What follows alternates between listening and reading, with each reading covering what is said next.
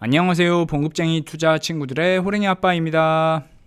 스타 강사인 김창옥 교수가 치매 의심으로 강의를 중단한다고 합니다. 이 유명한 사람이 강의를 중단하겠다고 한 것도 충격이지만 중단하는 그 이유가 더 충격적입니다. 바로 치매일 수도 있다. 그 이유 때문에 강의를 그만하겠다는 겁니다. 이 영상을 만드는 동안 강의를 중단하지는 않겠다는 정정 보도가 나오긴 했습니다. 하지만 여전히 충격의 여지는 남아 있습니다. 이분은 1973년생입니다. 만 50살이죠. 그런데 치매라니요. 제가 참 좋아하는 분이고 제가 경험이 더 쌓이면 이분처럼 많은 사람들에게 용기를 주는 사람이 되어야겠다. 이런 생각까지도 했기 때문에 김창옥 교수의 치매 소식은 제게 엄청나게 큰 충격으로 다가왔습니다. 김창옥 교수의 증상은 더 심각한데요. 숫자를 기억하는데 큰 스트레스를 받는다고 합니다. 집 전화번호까지 잊어버리기도 하고요. 심지어 집 주소를 잊어버리는 경우도 있다고 합니다.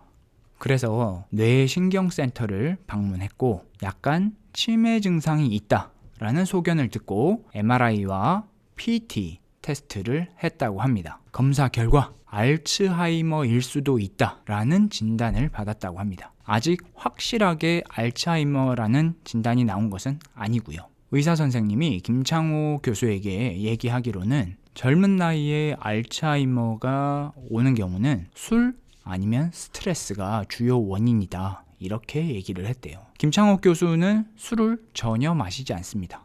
그렇다면 남은 하나, 스트레스가 원인일 가능성이 높은 거죠. 늘 웃는 얼굴로 강연을 하시고 청중들에게 큰 웃음을 주는 분이 스트레스로 인한 치매일 수 있다. 충격적이지 않습니까?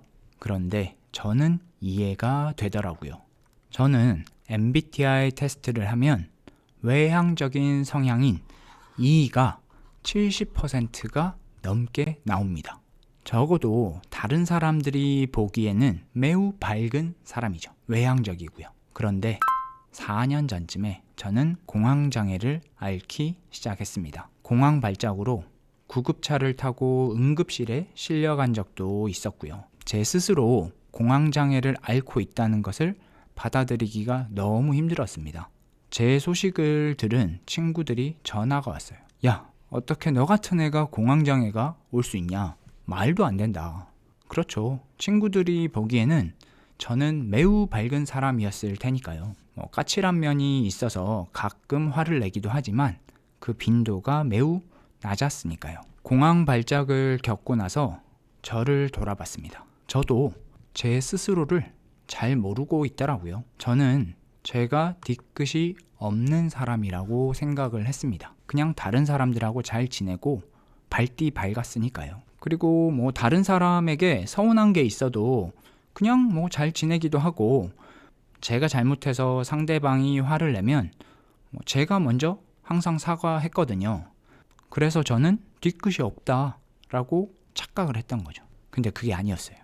다른 사람에게 서운한 감정이 빨리 사라지기는 하는데 그걸 끝까지 기억하고 있더라고요.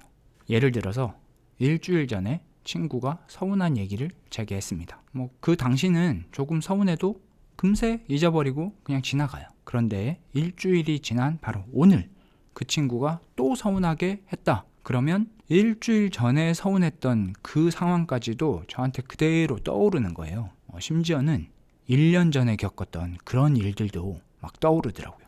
물론 저를 서운하게 했던 그 친구에게 제 마음을 표현하지는 않았습니다. 그냥 속으로만 생각을 했죠. 그러니 제 친구 입장에서는 제가 쿨한 사람으로 보였겠죠. 저는 다른 사람한테 화내는 게 성숙한 모습이 아니라고 생각을 하고 제 감정을 꾹꾹 억누르고 살았던 거죠. 결코 뒤끝이 없는 사람이 아닌데 말입니다. 이것보다 더 심각한 것은 제 스스로에게 매우 엄격했다는 겁니다. 그리고 제 스스로에게 뒤끝이 굉장히 컸어요. 그리고 완벽주의 성향이 좀 있어서 스스로를 계속 괴롭히고 있었습니다. 예를 들어서 회사에서 높은 사람에게 보고할 일이 있다. 그러면 준비를 철저히 하죠. 혼나면 안 되니까요. 그리고 또 뭐 완벽주의 성향도 좀 있으니까. 보고 때가 됐어요. 보고를 잘 해요. 다른 사람들도 저한테 칭찬을 해줍니다. 보고 잘했다고. 그런데 저는 저한테 뒤끝을 부립니다. 이 대목에서 이렇게 보고했으면 더 좋았을 텐데, 더 잘할 수 있었는데, 이러면서 제 스스로 스트레스를 계속 만들고 있었던 거예요. 이뿐만이 아닙니다. 열심히 살아야 된다라는 생각으로 늘 바쁘게 살고, 또 잠자는 시간이 아까워서 하루 3시간만 자는 생활을 거의 한 1년 동안 한 적도 있어요. 스스로를 계속 그냥 갉아먹었던 거죠. 지금은 절대 그렇게 하지 않습니다. 이제는 잠자는 시간이 결코 낭비하는 시간이 아니고 충전하는 시간이라는 것을 알았거든요. 그리고 잠자는 시간 동안 뇌가 활동해서 장기 기억으로 보낼 것들, 그리고 단기 기억으로 저장해서 그냥 버릴 것들, 이런 것들을 정리한다는 것도 알았기 때문에 요즘은 잠은 충분히 자려고 노력은 하고 있습니다. 공황장애를 앓고 제 스스로를 바꿔보려고 노력을 참 많이 했습니다. 그런데 여전히 그냥 스트레스를 많이 받는 편인 것 같아요. 이 타고난 기질을 바꾸는 데는 한계가 있더라고요. 그래도 예전보다는 훨씬 나아졌다고 생각은 하고 있습니다. 예전에는 투자할 때도 스트레스를 엄청 많이 받았어요. 혹시 실수하는 게 없나 꼼꼼하게 체크하고, 또 투자를 실행하기 전에 또 쳐다보고 엄청 스트레스를 많이 받았거든요. 근데 지금은 다행스럽게도 투자를 좀 즐기면서 하고는 있습니다. 주변에 투자 공부는 열심히 하는데 투자를 실행하지 못하는 분들이 꽤 있습니다. 그분들은 이 실패가 두려운 거죠. 이런 분들은 대체로 지금까지 잘 살아왔고 큰 실패를 겪어본 적이 없기 때문에 실패 경험 그 자체를 두려워 하더라고요. 물론 그분들이 나는 실패가 두려워 이렇게 얘기하진 않아요. 그냥 투자가 굉장히 어렵다 이렇게 말씀하시죠. 그런데 투자할 때 부담을 조금 내려놓는 것도 좋습니다. 공부를 하지 말라는 얘기가 아니고요. 항상 최고의 선택을 할 수는 없거든요. 근데 이 최고의 선택을 하려고 막 고민하다 보면 투자 자체를 할 수가 없습니다. 제 경험을 봐도 엄청나게 공들여서 한 투자와 적당히 공부해서 한 투자를 봤을 때 적당히 공부해서 한 투자가 훨씬 더 좋은 성과를 내는 경우들이 왕왕 있었습니다. 모두 다 그렇다는 건 아니고요. 그냥 요즘은 그런 생각을 합니다. 자기 노력으로 할 수 있는 것은 그냥 잃지 않는 정도, 그 정도는 자기 노력으로 할 수 있다 이런 생각을 하고요. 예상보다 더 많이 버는 거는 그냥 하늘이 주는 선물이다, 저는 그렇게 생각을 하고 있습니다. 그건 제 실력이 아닌 거죠. 이렇게 생각하니까 투자를 훨씬 더 수월하게 할 수 있고 또 즐기는 마음으로 할 수 있더라고요. 투자 경험이 많지 않은 분들은 정말 고민이 많을 거예요. 투자를 잘해서 돈을 벌고는 싶은데 이게 될까? 이게 맞아? 아니면 저게 맞는 거 아니야?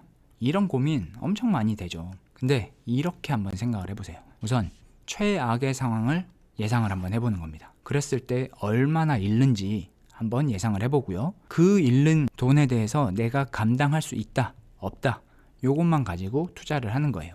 이렇게 투자를 해도 잃을 수 있죠. 근데 이렇게라도 투자를 해봐야 경험치가 쌓입니다. 투자는 실전이거든요. 격투기 선수가 책으로 공부할 수 없잖아요. 그것처럼 투자도 책으로 공부하는 데는 한계가 있습니다. 책으로 적당한 수준까지는 공부한 후에 그 뒤로는 실전으로 갈고 닦아야 됩니다. 투자를 처음 할 때는 당연히 낯설어요. 두렵고요. 스트레스도 많이 받고요. 근데 경험이 쌓이다 보면 그게 익숙해집니다. 스트레스의 강도도 점점점 낮아져요. 김창욱 교수는 본인 스트레스의 주요 원인이 어머니에 대한 미안함인 것 같다라고 얘기를 했습니다. 김창욱 교수 아버님이 술을 좋아하셨고 술만 마시면 어머니를 폭행하셨다고 해요. 그런 상황에서 어머니를 도와드리지 못하고 혼자 유학을 떠나버린 게 후회스럽고 죄스럽다고 얘기를 했습니다. 후회되죠. 당연히 후회됩니다. 하지만 잊어야 됩니다. 과거의 얼매이면 후회밖에 남는 게 없더라고요. 스트레스만 받습니다. 몸만 상하고요. 우리는 모두 알고 있죠. 과거를 되돌릴 수는 없습니다. 저도 투자하면서 후회되는 순간들이 많았습니다. 매도한 후에 몇 억이 오른 경우도 있고요. 그러면 막 엄청 후회돼요. 왜 팔았을까? 스스로 자책을 엄청 했습니다. 하지만 어쩌겠습니까? 후회해봐야 돌이킬 수 없더라고요. 결정을 하고 나면 그냥 앞만 보고 가야 됩니다. 요즘 부동산 시장이 너무 어렵고 전반적인 그 투자 시장이 어렵다 보니까 이 물린 사람들이 참 많습니다. 내가 왜 투자했을까? 막 이런 후회하는 사람들 엄청 많죠. 근데 이렇게 한번 생각해 볼까요? 소중한 하락장의 경험을 얻었다. 이렇게 생각하는 거죠. 이런 경험을 또 쉽게 얻을 수는 없거든요.